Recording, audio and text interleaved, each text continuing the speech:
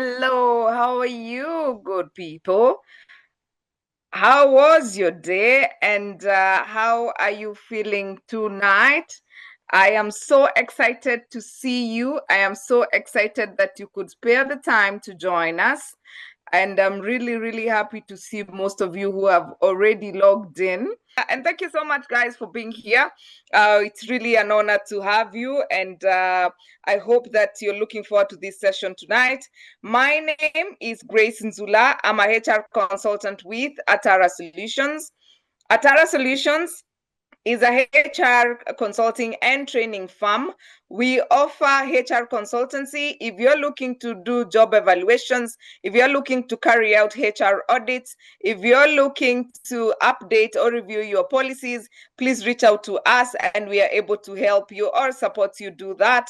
If you're looking to recruit or source for talent, we support you in the recruitment process.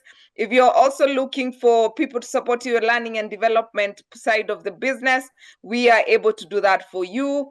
And then for organizations that don't require full-time HR, we offer what we call a HR manager outsourced, where we can be able to support your organization on a part-time basis, and we can be able to grow the people strategy together.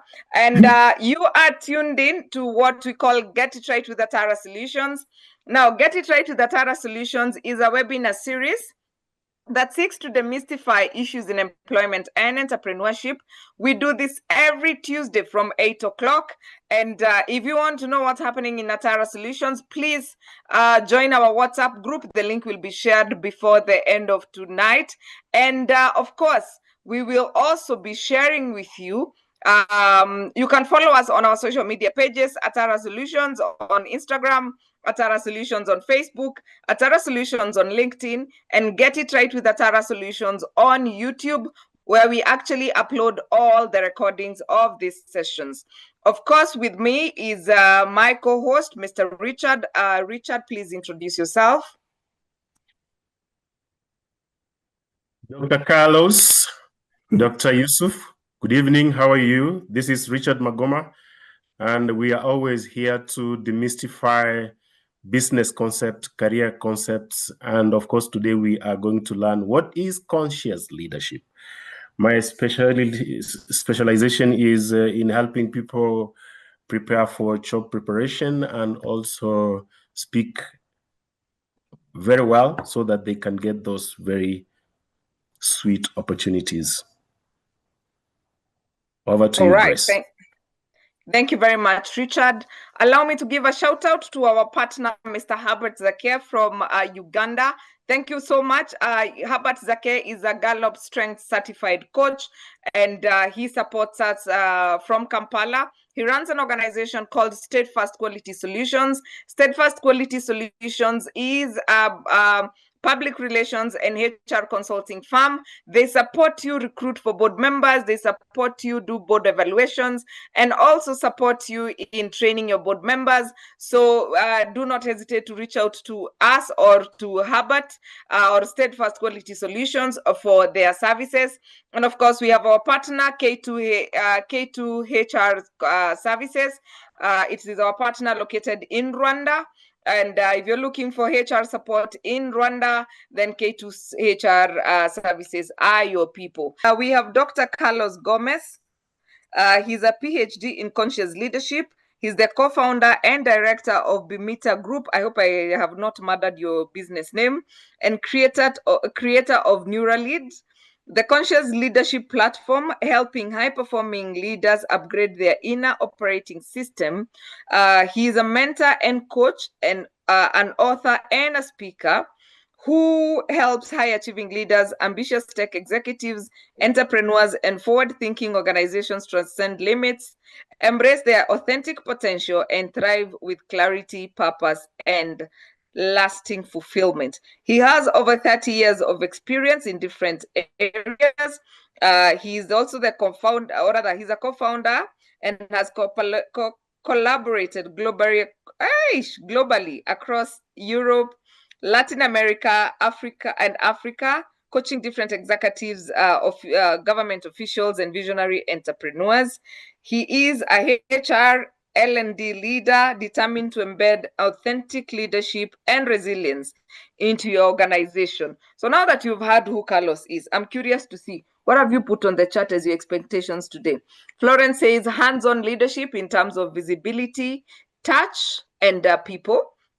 Cindy Ochieng says intentional leadership, which is people-centric. And Elizabeth Nyongesa says being an effective leader with a conscious leadership style. Georgina says, I have never heard of conscious leadership. However, I wish to learn of leadership as an influence. All right, keep them coming, keep them coming. We are going to introduce Yusuf, and then we can pave the way for them to share their wisdom with us, and so that we can get to learn together. So Damari says, first timer on conscious leadership, hence curious to learn. Excellent. Leadership without titles, learn and unlearn. That is Liz or Amolo. Karen Miner says, conscious leadership is where leaders lead with good intentions, but not ego. Abdi Rahman says, looking forward to on a learning session. And Michael says, humanizing leadership. Excellent. You guys keep your conversation coming. And we have Dr. Yusuf, who is a strategic ESG leader, human capital architect. He's a researcher, a keynote speaker, champion of human-centered development, equity in STEM, and sustainable workplaces. He was nominated as the top 50 most influential men in Kenya, and Africa's top disruptive enterprise L&D in 2024. And he has worked in the intersection of people, purpose, and performance, where he shapes institutions that value human dignity as much as operational excellence. He is currently the Director, Human Resource Management and Administration in an organization, and he focuses on a simple statement: build systems that elevate people, design workplaces that sustain them, shape leaders who honor both. Excellent. So my two good friends, I know Carlos had wanted to do a presentation, but before we get there, Yusuf. Wow. Good evening to you all. Grace, thanks for the introduction. At some point, I was not sure if it was me.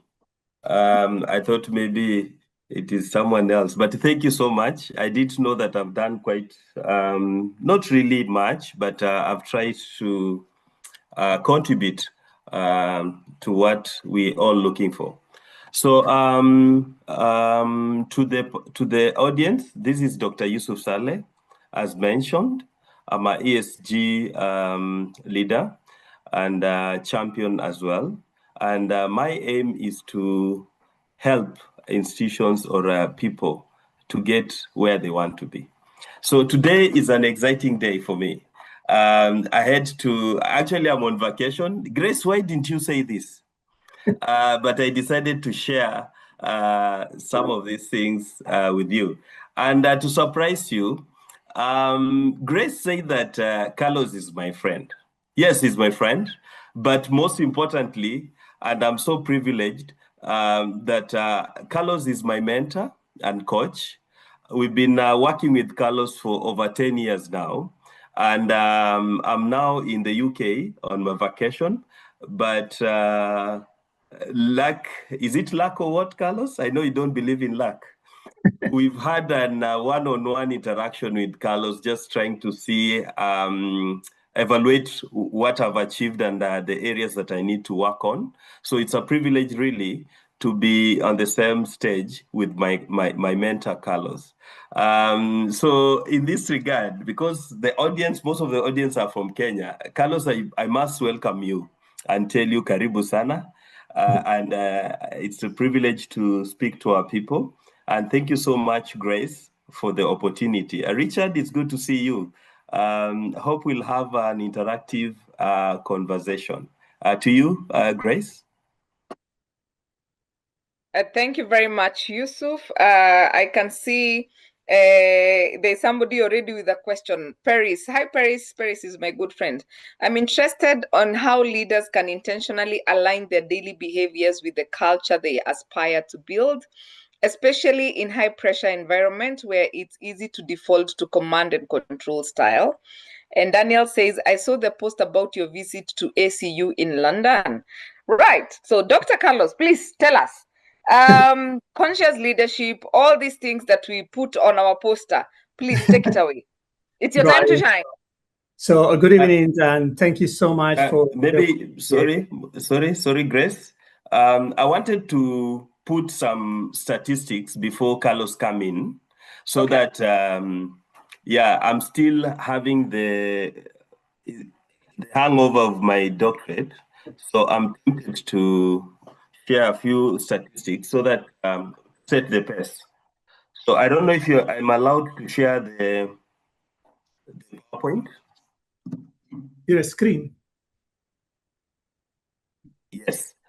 So thank you so much, Grace. Let's look at some statistics here before Carlos come in. A quick one, just quick statistics. So we're looking at the state of wellness in 2026. There's a research that has been done, and I believe in data-driven information and decision making. So in 2026, the state of wellness report shows that there's what we call stress epidemic, where employees remains critically high. The stress levels remains high worldwide. In terms of the performance link, 89% of workers perform better when they prioritize their well-being. And that is WellHub. If you have a moment, you can just type WellHub, and you get to see some of this real data.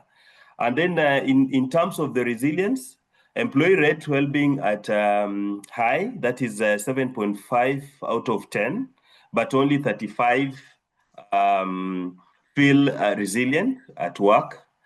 In terms of the investment shift, moving from generic packs to clinically integrated care, the issues of mental health diseases management is key now when you're looking at wellness. These are the focus. And there's also the issue of the AI frontier, where we are seeing the rise of emotional support and personalized health. Then when you look at Africa, in general, there's a research that was done, building happiest workplace amidst growth. And interestingly, Safaricom, there's a survey that was done in Africa, and Safaricom was part of it. And this research was dubbed the world's happiest workplace. This research was interesting. If you look at the engagement, they say that 73% of employees are engaged, and top 47 globally. In terms of strengths, service and quality, innovation, and social connection came out strongly. And then the weakness was on compensation. 30% of employees feel their pay is unfair compared to the market. And then the focus area here was work-life blend. We need to look at the work-life and to blend it with performance. Remember this topic today, we are looking at how our well-being is going to help us to achieve our performance. Then come to Kenya, there's also a research that was done, Resilience Frontier in the Silicon Savannah. And the cost of success, we were told, the research found that 31% experience work stress, which represent at least 1.17 million. Then 7.38 suffer from burnout. And in terms of financial anxiety, 75% report financial anxiety. And this one, we can relate. The issues of Tala in Kenya, the informal kind of financial arrangements that are there. And then we also having the emerging trends here. And I think this is what Carlos will be looking at, neuro wellness, where we're looking at calmness and breathe at work. These are just strategies that have been identified to support you. And then the right to disconnect, then peer-led well-being, and then the dividend. Here we are looking at organization care, what organization can give. And then finally, there's what we call the persistent burnout crisis. And statistics are showing globally that 90% of employees experience burnout. At least this is according to WellHub research that has been done. And in the US and UK, 1 out of 5 people at least take some day off due to stress and poor management. And the root cause is prolonged overload and lack of control, financial anxiety, and always on culture. So I'll bring in Carlos. Carlos can come now, try to put into focus to bring home the statistics and the topic that we have today. Karibu, Carlos. Thank you, Yusuf, and thank you very much, Grace, and to all of you. It's wonderful to be here. Just very quickly, I would like to start with my experience. It all started in 2013, the beginning of 2013, after a trip to Nigeria. I was in a flight and I opened the magazine, started reading. There was a report from McKinsey, and it basically shows an statistic worse, I would say, than what Yusuf is saying. I remember reading something about 89% of the leaders perform average or below 89%.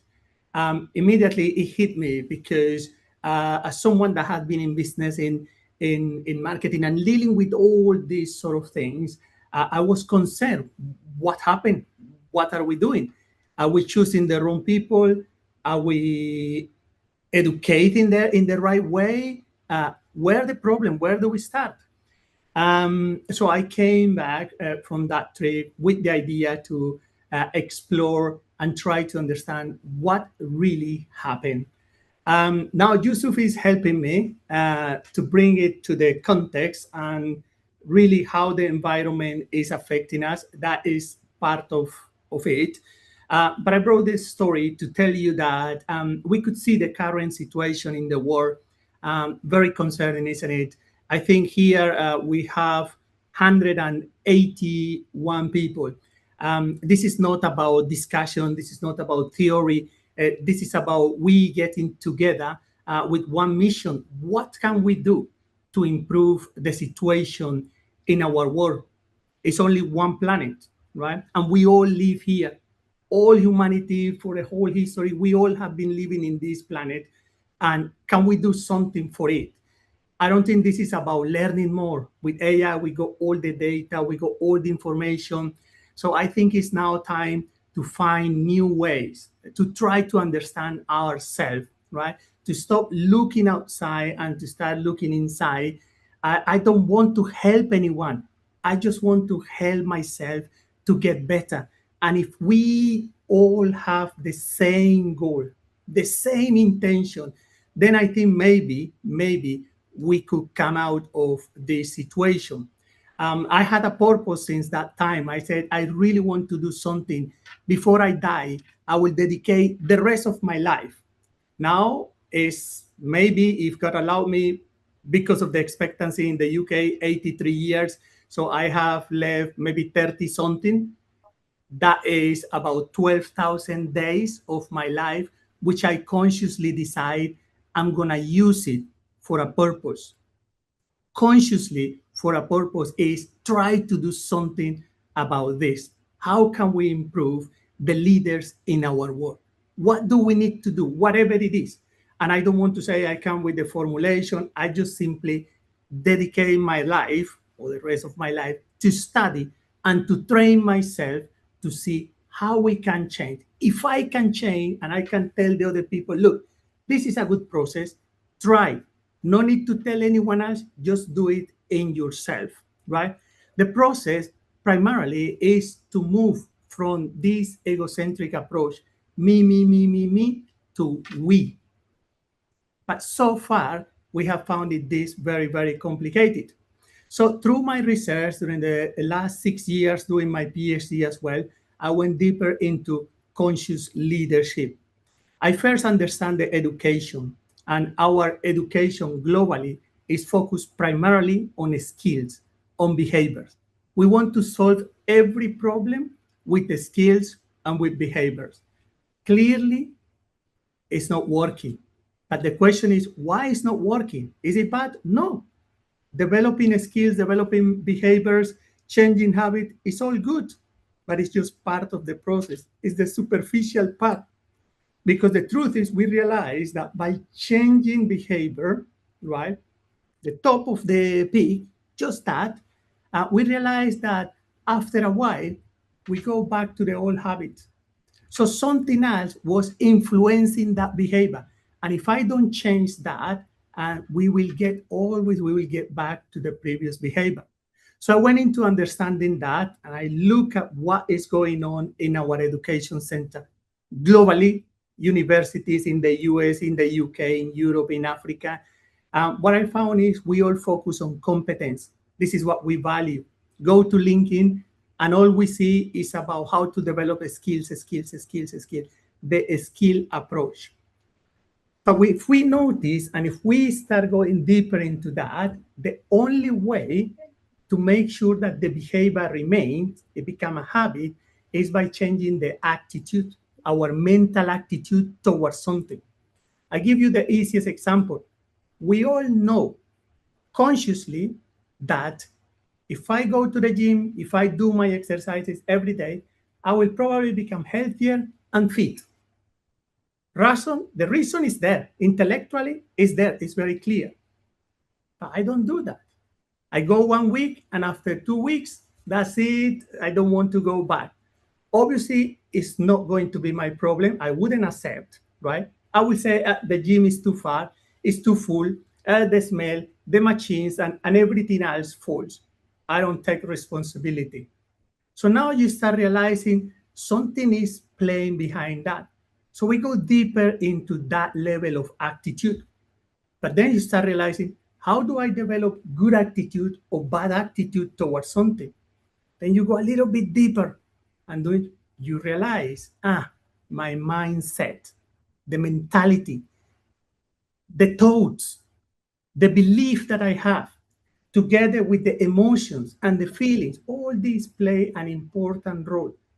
Until I don't sort out this part and I am not clear and understand myself at that level, very difficult to change the attitude towards something. And if I don't change that attitude, I'm not going to change the behavior, at least not for long term. So I went deeper, and I start learning about what is this mindset, what are those beliefs, what are those things. This is 10 years ago, and I'm glad that now that I read in LinkedIn, the articles, the books, it's a lot of things written now about mindset. So now it becomes a trend. And we all talk about mindset and changing the feeling and changing the emotion and changing this and that. But we came back to the same thing. We look at it as if it was a skill that I just learned intellectually. But if I don't practice, if I don't train the mind, nothing is going to happen. And we all know that, right? We become doctors. We know that the paracetamol helps, and we know that, and we tell everyone, look, you should. But we don't do anything about that. Why is that? So for me, it was something else playing here. Then I started doing the research, and it went into the psychology. And yes, very interesting information, theories, framework about the psychology, our human psychology, how it works, why we did this, what are really truly the deepest levels of emotion and all these things. And what I found there is that something even deeper than that was actually managing the whole thing. And that is our level of consciousness. And I guess the first thing that people will ask that, oh, so what is this? And let me tell you something. First of all, we are not clear, 100%. I'm sorry to say, I cannot tell you fully, truly, what consciousness is, and no one have been able to tell us. We learn a lot. We are learning. This is where the latest research are. We're trying to learn. So what I have done in my research is I brought what is what neuroscience says about consciousness, what psychology says about consciousness, what philosophy says about consciousness, what Eastern philosophy says about consciousness, and so on and so forth. And I brought it together and I tried to get roughly a picture of how we can use this deep concept in a way that we could influence our psychology and in a way that we could develop what I believe is the main cause of our problems in leadership is the psychological maturity of the leader. That is, our leaders do not have a higher level of psychological maturity as we should expect, right? They are at the same level of everyone. So it's very, very complicated that someone at the same psychological level can actually lead someone. I give you an example very easy. If I don't know who I am, if I don't know who I want to become, if I don't understand what are my desires, my interests, in other words, there is no self-awareness, I cannot lead myself, let alone trying to lead someone else. Very, very simple, very, very clear. So now it becomes really a matter of understanding, right? The concept, or at least that part of consciousness that could help us to start improving, at least start expanding, start growing psychologically, right? Becoming more mature. Research shows primarily that the leaders we have at the moment, right, most of them are in what we say the lowest level of consciousness and the lowest level of psychological maturity. So now, how do we improve that and why we need to improve that will be one of the key questions. Now I'm going to bring what Yusuf is saying. So now we have a group of leaders, and I'm talking about politicians around the world. I'm talking about business leaders, this is global. And now Yusuf mentioned what we said, the environment, right?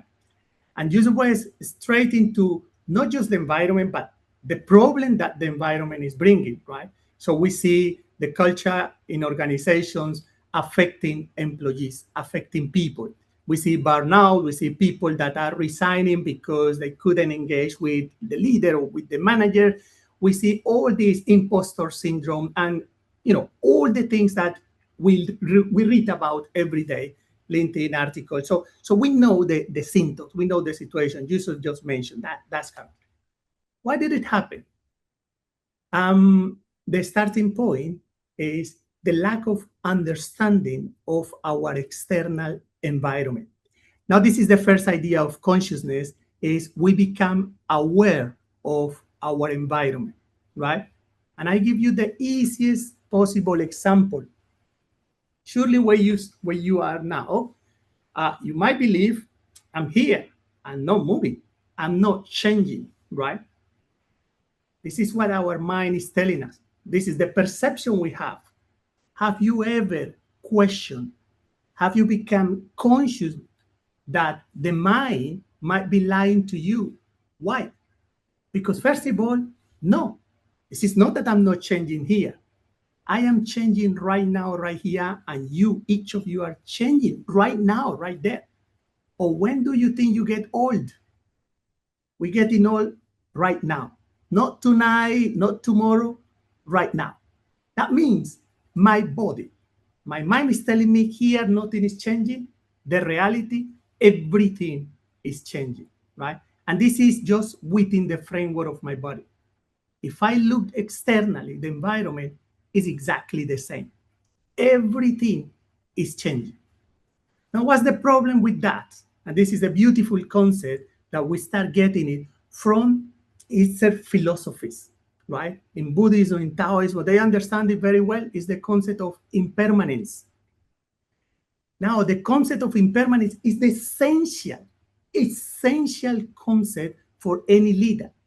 But no one ever talk about that. No university program courses will tell you about this.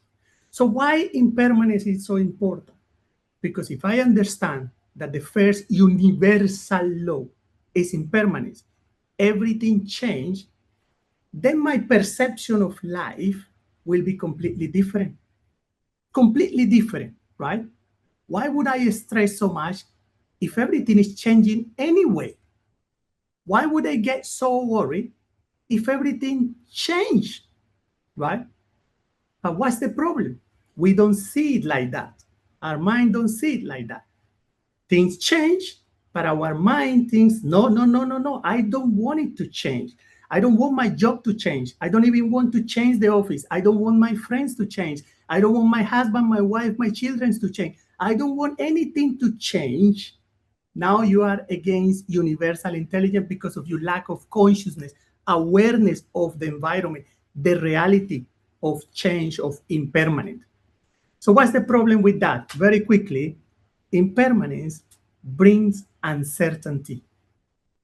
Uncertainty brings anxiety. We don't know about this. We're just thinking, I got depressed, what could I do? Go to the psychology, tell you what to do and go to this. No, really all we need is to expand our level of consciousness to understand things change, things are going to be changing, things will change forever because we live in our universe. And the first concept is impermanence. So I know there's going to be uncertainty. I know this uncertainty, of course, it will bring anxiety. And the anxiety is because the lack of control. I cannot control what is going to happen, right? I want here to have 5,000 people, Grace would say. I want 5,000 people. Why? This is it. This is in the concept of the universe. Is impermanence. We don't know. It's uncertainty. Therefore, we cannot control. Because we cannot control, then we go straight into what will happen if I cannot control something. With the anxiety, it comes the fear. What's going to happen, right? What is going to happen tomorrow with my job, with my family, with my this, with the world, with the people, with my country, with what's going to happen? I don't know. Fear comes. And here is the thing. When we, our body, our mind, feels that type of emotion, fear being one of them, then wrong thoughts and wrong behavior appears. Wrong thoughts and wrong behaviors appears as a result, right? That's what happens when we act under fear. And guess what is helping us to keep under fear? Our news, our society, our friends, everyone is telling us all the time, right? So what we're doing, we are becoming an expert on keeping this fear in our body. Therefore, the decision-making process is affected. So, wrong behaviors, wrong thoughts, wrong decisions. Now we understand a little bit, and I just playing with one element, impermanence, just one. Now you have the knowledge. So you start becoming a little bit more conscious. So next time something happens, change in the company, some people, they need to get rid of people. Are you going to get scared? It's a natural thing. It happens, right? By me getting scared, by me getting the emotion, getting the fear, the anxiety, nothing is going to happen apart of me affecting my own health, right? So now I become a little bit more aware. And rather than follow that track, we start bringing new possibilities, right? Yes, this is normal. Yes, this is happening. What is the other option? Now it comes a new way of thinking, right? So very, very roughly, this is more or less what we mean with consciousness, going deeper to understand, to really challenge what we believe is reality and is not, right? And this is just one example. So now the expectation is if we bring at least first the leaders, right? And if we start training the leaders, and if we make the leaders more conscious, right? So that means they become more aware of this sort of environment and how the environment works. and they become more aware of themselves. What is triggering me? How I perceive things? What is the pattern, the thinking process that I develop? What are the assumptions that I always make? And these sort of things. Now this person is getting to a higher level of consciousness, expanding, and now this person can surely help the team, right? Why? Because this person now is calm, because this person now don't react. That's just one characteristic. Doesn't react to the situation. So now maybe one of our competitors develop a new product, and they're growing and they're selling, they're taking our customers, right? Desperation, stress goes, but we have a leader that is conscious, that is aware of the situation, that can keep calm, right? That doesn't react. Everyone is looking at the leader as an example, right? That's what we need. We need someone who show us by example, not by telling us, by example, that everything, at least he himself, and we see it, can keep calm, right? Because he is aware and he is conscious that these situations happen. Remain calm. Send that this message, right, to the rest of the people. The idea is that this leader is capable now to start influencing the team. So we can change organizations. So we move from the reactive situation, right, to a proactive. That's more or less, generally speaking, the idea of consciousness. Now, as you can see, this is not about theoretical model only.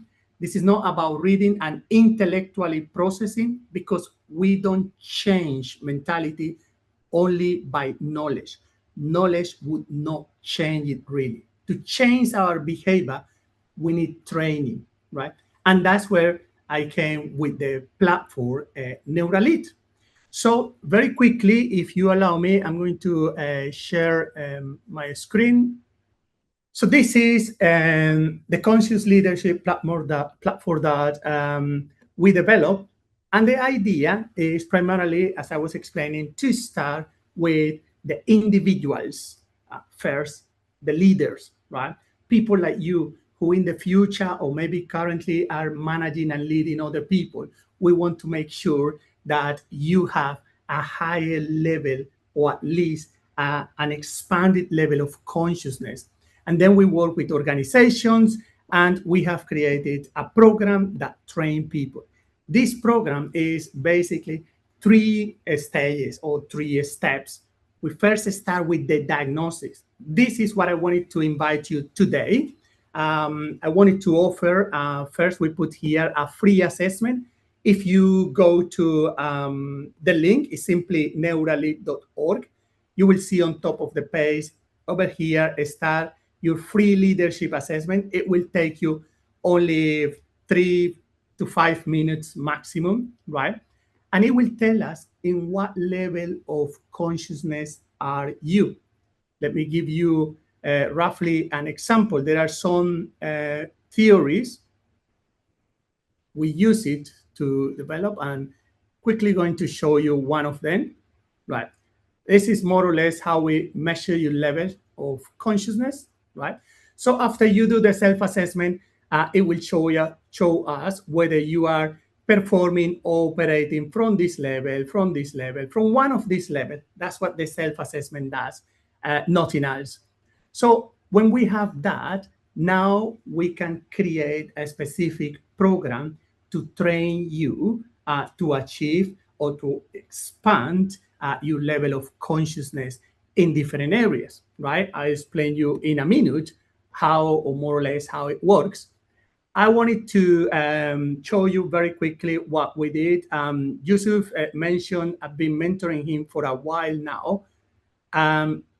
So if you go to the fellowship, which is the program, somewhere around here, this is a real case study that we work with Yusuf, and you can see as a case study, moving him from reactive to a regulated person. And you probably saw when he was talking the calm and the way we move from someone who is just driven, I have to achieve and I have to go on, to someone who is grounded, right?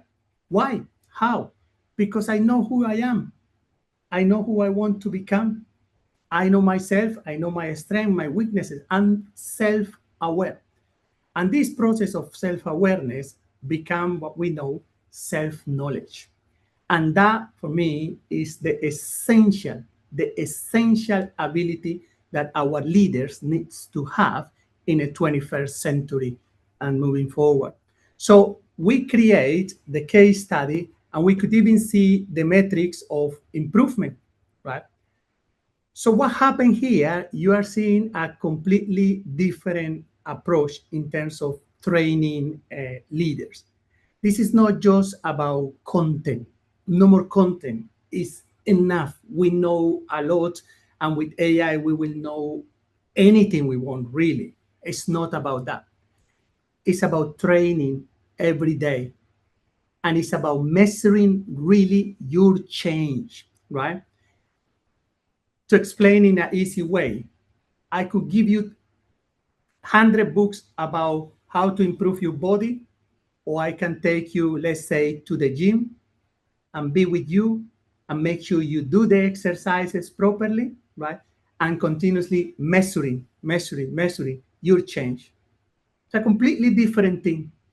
Reading, learning, very intellectual, but you don't experience. So what really helped me to get into all these things was an amazing experience I have. Well, two of them, one in China, another one in Kathmandu in Nepal, that you really understand what is to experience the development within the framework of your body.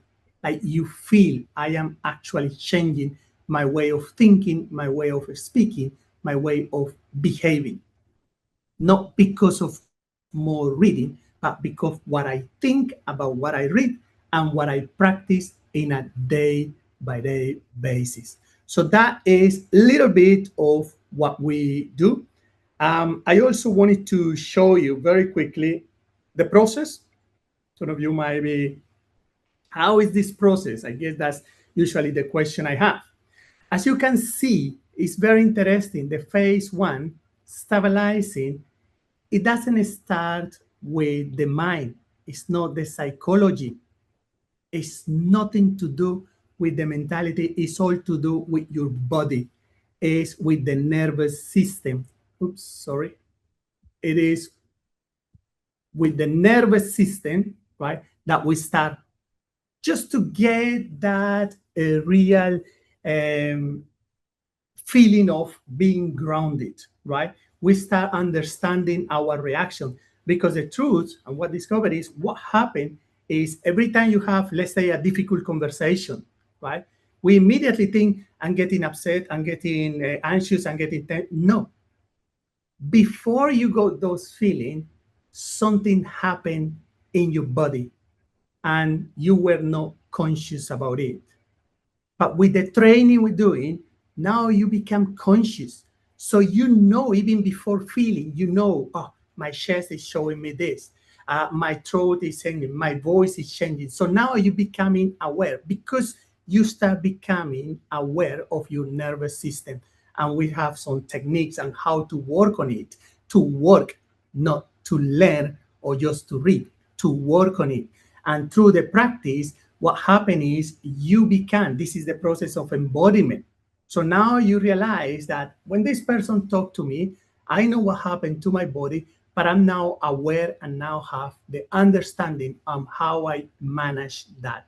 And that's just step one, stabilization of your body.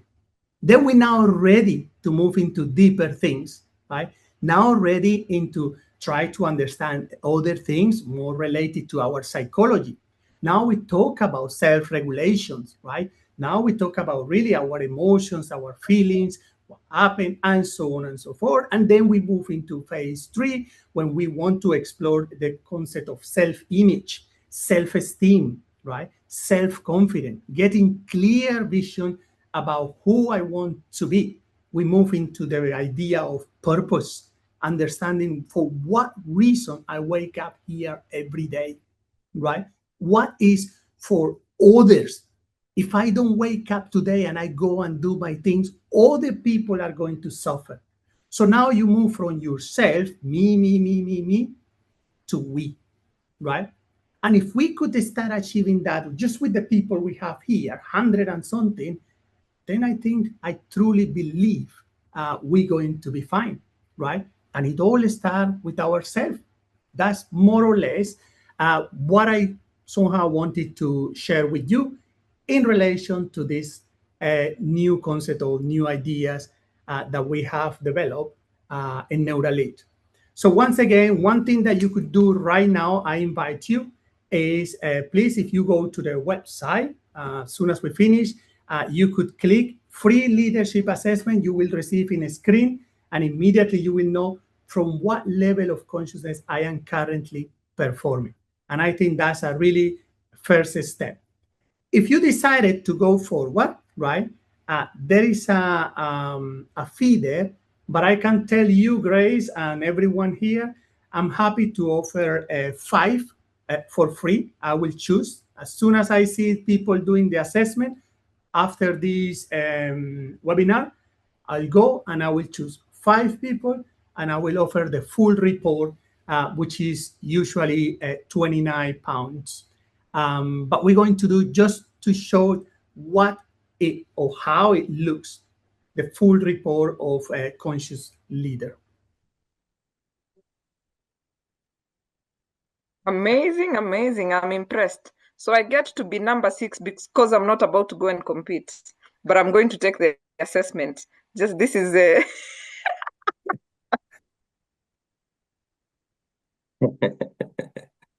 But that is pretty impressive. And we have a couple of questions, which probably we can take in the interest of time. We have Daniel who said, how can I develop value congruence in organizations that are permeated with toxic individual value system? Very good. Is it for me, for Yusuf? For you. For you, Carlos. Yeah. Sorry. You can start and then Yusuf can chime in. Sorry, could you just elaborate again? Could you just repeat again, please?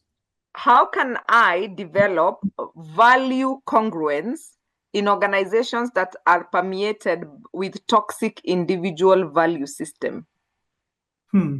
Right. It's the classic question that I receive.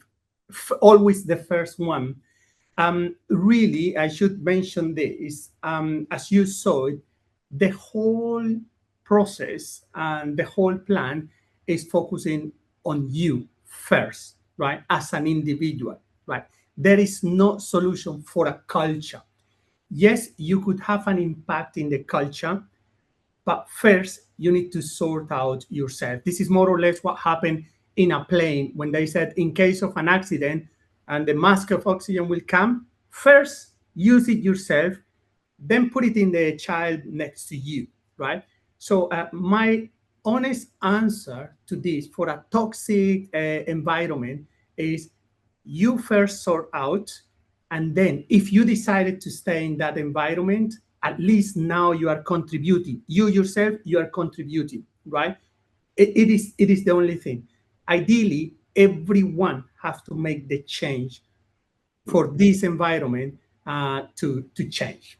This is it. It's not magic around that. The culture is not going to change just because the leader said, we're going to change this behavior and this behavior. Remember what I said. Behaviors do not last if the change in attitude and mindset has not changed. And that goes first to the individual. Maybe you can also add something on that. Yes, true. I know the frustration. I know where the person who asked that question is coming from. And just like Dr. Carlos has put it, we are quick to point fingers to other people instead of looking at ourselves and look at the situation. It's a technique that we have to, the same way people are now busy working on their bodies to reduce the weight. we also have to be aware, the way Carlos has put it, and see what is it that I can do when you find yourself in this toxic environment. Because more often you find you are the only one in terms of maybe you are the minority and you are prone to or exposed for those kind of abuse or the toxicity that we're talking about. Of course, as HR people now, we usually tell, we advise, and this one I've been told before, if you feel this place is not for you, look for another place. But you see, by doing that, you are only transferring the problem. Maybe you are the problem and you are the person who is not able to relate well with other people or blend with them. So just to add on that, and this is common in many of our places, and it's not just at workplace, even at home. I know siblings who cannot get along together. Just a few hours and boom, they go back to those. And somebody will tell you, oh, this place is toxic. But again, you've not looked at yourself. And that's why we are saying the platform that Carlos has come up with is to help you first to identify yourself. The good things that we are incorporated the AI, and also you'll be getting the metrics to show you the areas that you need to focus on. To you, Grace. Thank you for that contribution as well. We have another question. We have Liz who's saying, "Hi, Dr. Carlos. Can you clarify how political interests interfere with effective performance and organization culture? And how do we correct this challenge, which is very common in our counties and affect good leadership?" Yeah. Again, we always come back to the same point, right? These politics comes, they don't appear. This is not magic. They come from people, right? And they come from people at the highest level. That's why we need to start with the senior management team, right? Getting them to go and train themselves. We just need leaders who have a higher psychological maturity. We need these people because it's these people, the ones that comes with the policies, with the strategies, with the tactics that start building the culture and the belief and the assumptions. Any startup company, obviously starting with one employee to five, the culture comes from the founder, right? And then the rest of the people will learn through the experience and they develop the assumption. And slowly it becomes the culture, right? It wasn't magic. It came from one particular individual, and then the experience of the other contribute to this culture. Now, to change that, it will take time, but we start with the main issue, with the leader. And ideally, we go into every individual, right? It's us taking responsibility for the change of the environment. That's what I can say about it. Yusuf? Yeah, for me, this you need to first understand the dynamics. Because you're looking at the politics at workplace. So you have to understand simple things. In any organization, the power, they must be the highest point where some of these decisions are made, and now that they change to be politics. So you need to understand the dynamics, the power dynamics at your workplace. Also, it's important to invest in relationships, because sometimes, you can't fight your boss, and that is where we get it wrong. Many people would want to, it's like you're competing with your boss. You want to show your boss the way you are so competent or you are so bright at workplace. And this is what also creates a problem. There's the issue of communication also, and I know Richard is here. We try to advise people to see how you communicate. You don't have to react to any and everything. So you look at the what value is it adding to you? Because we focus on issues that are so minute that will end up affecting you as a productive employee. So what it means then is focus on the performance and the value that you're bringing on board. And also, of course, the managing your emotions so that you can self-regulate yourself. Grace. Thank you, thank you, thank you. There's a question from Maverick. Hey, this is long. Maybe I can get to the question. How can we, as leaders with great consciousness and awareness of character, micromanagement, oligarchy, and the impermanence of power and positions, build systems that truly uphold meritocracy and prioritize competence in both principle and practice in organizations where meritocracy is undermined by bias in leadership selection? A lot of points in there to be discussed. It's a really, first of all, really good question. Very interesting. Again, it's not one single thing. It's a lot of things, but all of them somehow part of having a high level of consciousness. Number one is to realize, and it links with the discussion Yusuf was having, is first thing first, let's clarify, as a conscious leader, we are always able to identify what are the things that I can control and what are the things that I cannot control, right? And I spend very little energy on those ones, right? The focus is on the things that I can actually control, right? So by doing so, I don't necessarily believe that you are sorting out anything external, but at least you are sorting out the way you react towards those things, which again is linked with what Yusuf was saying, right? The problem in many organizations, in culture, and everything that we are talking about, this is natural, and this happens in every organization. We can really control, depending on the level you are in terms of your position in the hierarchy of the company. Something you cannot control, right? In that sense, you just focus on yourself, on how or what I can control and how I'm going to react towards those things that I cannot control. Again, this is just one element, because the question could be approached for many different areas. That at least 4 or 5 questions there.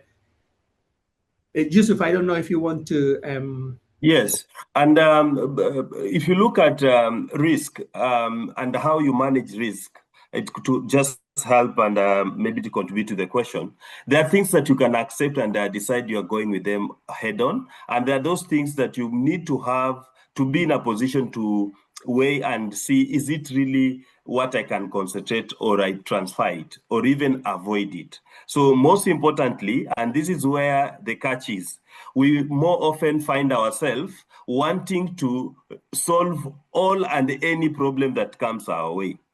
Yeah, if it's politics, for instance, the first question you're asking, or there's something that needs to be done, you want to be the one doing it or part of it. And that's where the problem comes in.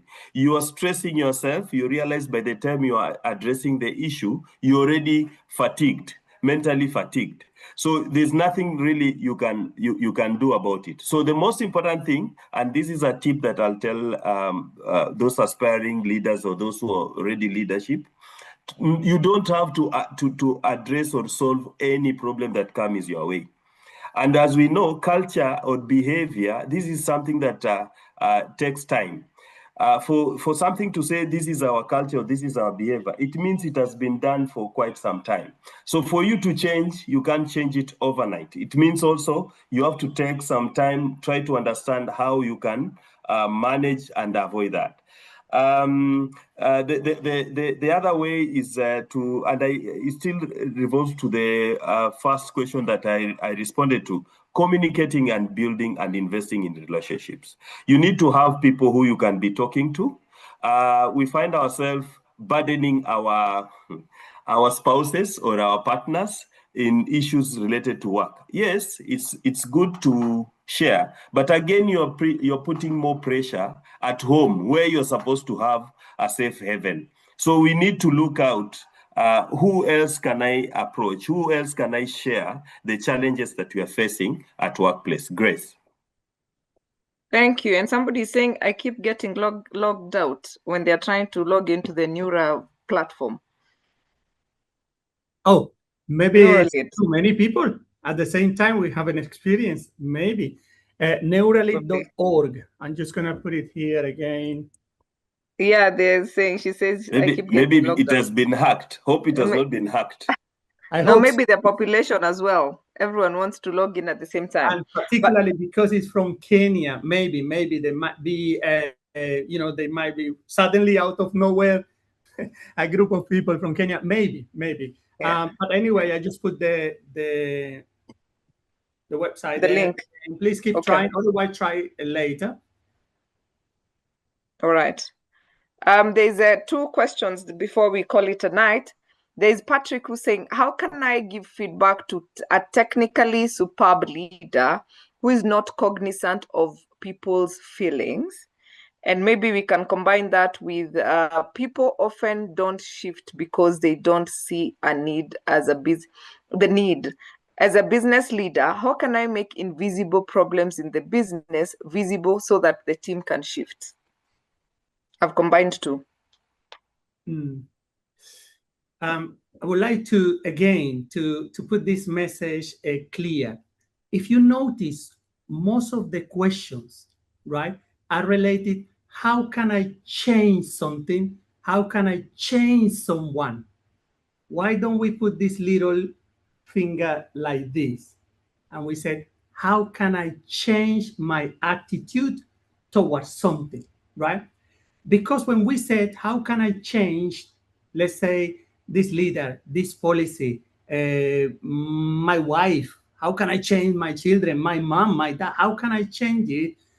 There are quite a few assumptions there. Assumption number 1 is like, you are right and they are wrong. A conscious leader will challenge that, number 1. Number 2, not only you are pointing at something that you now know, I cannot control that. And it doesn't matter. There is no strategies. There are no plans. There are no tactics that we could say 100% works on changing someone who doesn't want to change, right? So really, if you understand what we're talking about here, I came to talk to you about you, right? So for first time maybe, and from now on, please think, I cannot change someone else. I can only change my attitude towards that, right? That's a completely different way of seeing things.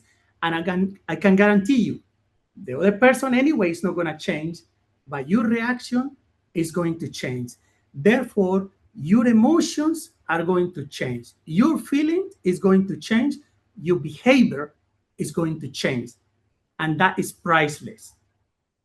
Now, you are not only grounding yourself, you're not only feeling and understanding your true value, but I'm pretty sure you're going to be an example for others because they're going to see your new behavior.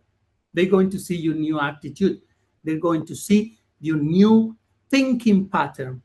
And that, I think, until now, is the only solution I have found in order for us to have a better life. And I'm talking from the human perspective, like emotions, like people who are burnout. Why? Oh, it's because my boss is this and this. Okay, you cannot change your boss unless you change job. In the meantime, before you change boss, why don't you just try to change your personal attitude? Maybe that's the only thing that is wrong at the moment. With that sort of exercise, you start expanding your level of consciousness. That's very true. You have a comment and make it short, Yusuf? I don't know if we are closing now, Grace, or... No, we are coming back for the parting shot. But okay. Yeah, maybe just for emphasis, and for those who know me, I'm here as an example. For those people who knew me maybe 3-4 years ago, they'll tell you this is a totally different Yusuf. And I know because there are areas I had to work on myself, because I realized I was not getting what I wanted in whatever I was doing, be it in my career as a HR person, and also these other things, the goals that I wanted to achieve. So I had to invest a lot of time in myself just to try and understand myself.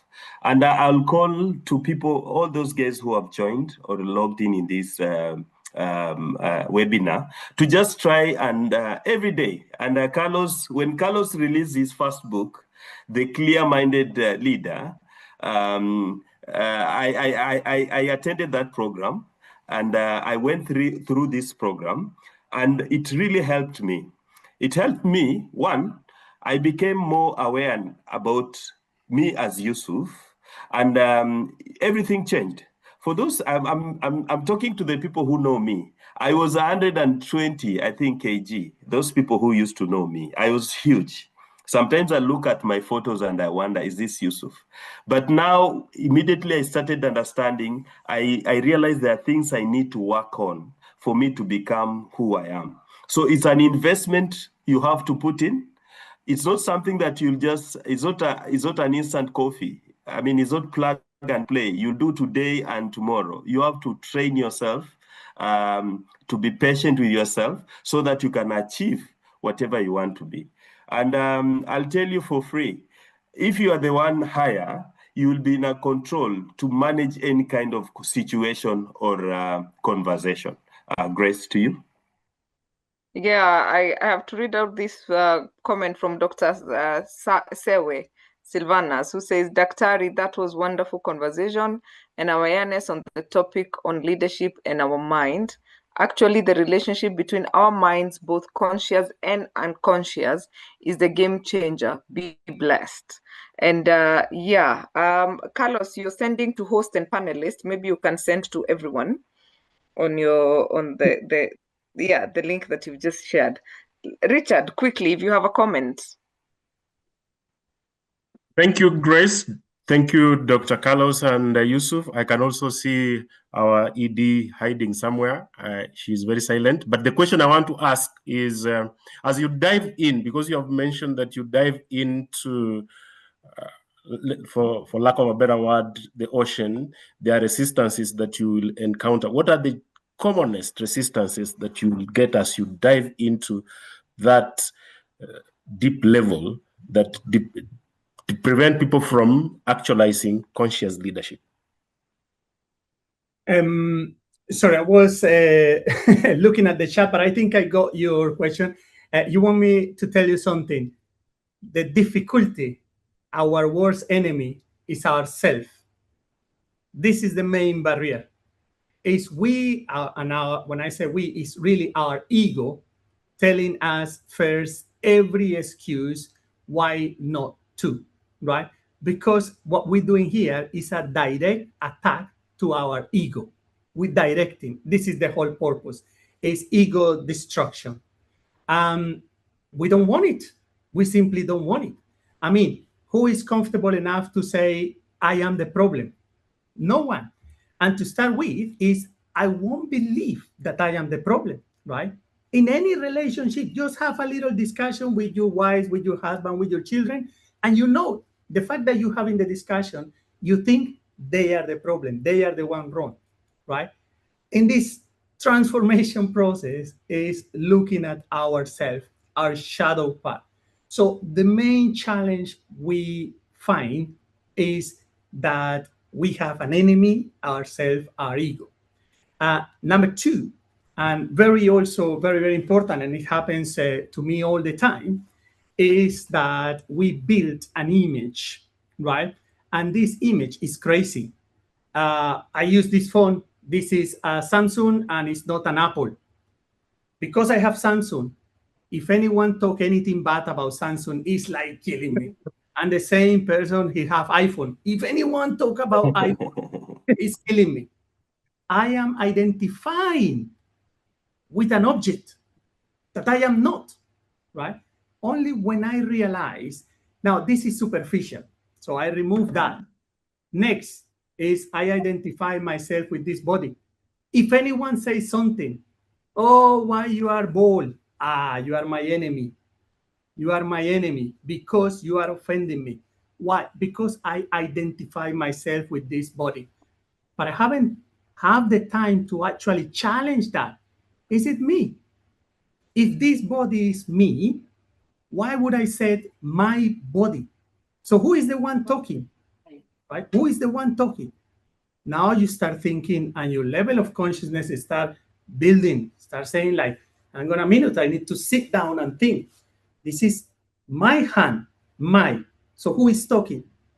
Now you realize, I need time for myself. I need to know, I need to understand what is going on here. And this is our biggest challenge, is not to accept. Why? Because you are going to fight belief that you have since you were a baby. Since you were a baby, right? For 20, 30, 40, 50 years, you believe something. Now you have to go against it. How easy is that? Very complicated. So we are the difficult part, right? We are the difficult part, but it's not so difficult because it's me.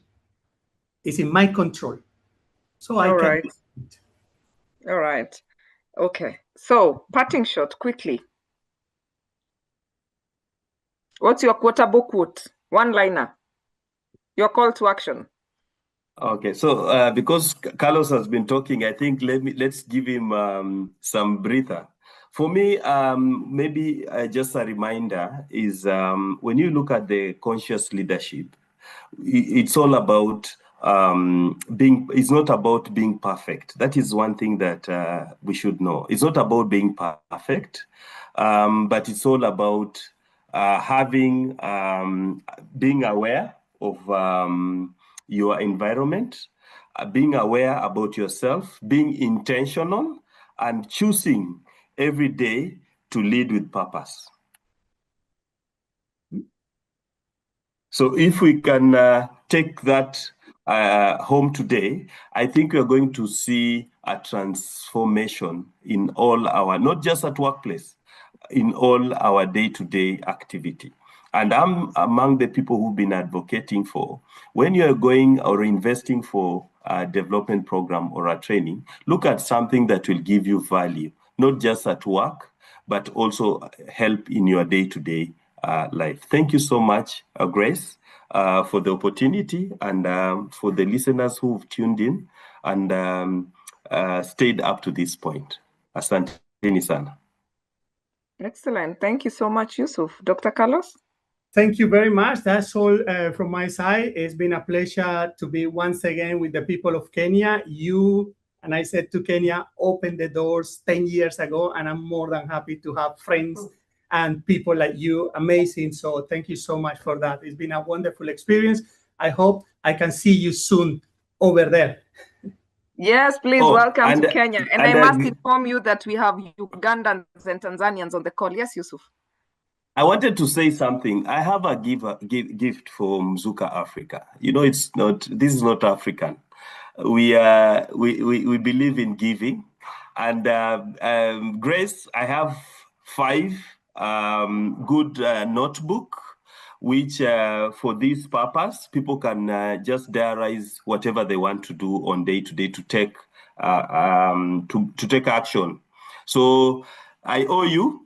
I don't know how it will reach to these people, and you're the one who will choose who will get it, and make sure I've delivered to Atara, and you make sure they get it. Thank you so much for the good work you're doing, Grace. We don't take it for granted. Be blessed. Excellent. And we have Sherita Sherita from Ghana. Thank you very much for joining us. You people have been wonderful. Jacob Kagina, it's nice to see you. This year I haven't seen you. Welcome back. Thank you so much, guys. As always, we are here to get it right. And we also would like to invite you to a training that is on performance when we call it Legal Intrigues. Please check out our social media pages for that. Thank you so much, guys, from everywhere. I see Frank Wambari from the UK is also here. Everyone is here. So thank you so much. Mwenda Intumbiri, thank you so much for the amazing work that you're doing. And you, our speakers, thank you so much for creating the time and just bringing this consciousness to ourselves. And of course, to the team at Tatara Solutions, thank you so much. Richard, my co-host, thank you so much for being here. And see you next Tuesday, same time, same place, as we discuss yet another interesting topic. I tell you, we have just started the year. Okay, we are on episode number 4 of the year, but yeah, I mean, we are still early. And we have very, very interesting topics. We are discussing performance management next week. The week after that, we are discussing how to write a will, because we have to take care of our finances or our trust or our everything, our property. So we have quite a lot in store for you. Keep it here. As always, get it right to Tatara Solutions. See you next Tuesday. Have a lovely, lovely night. Bye-bye. Bye-bye.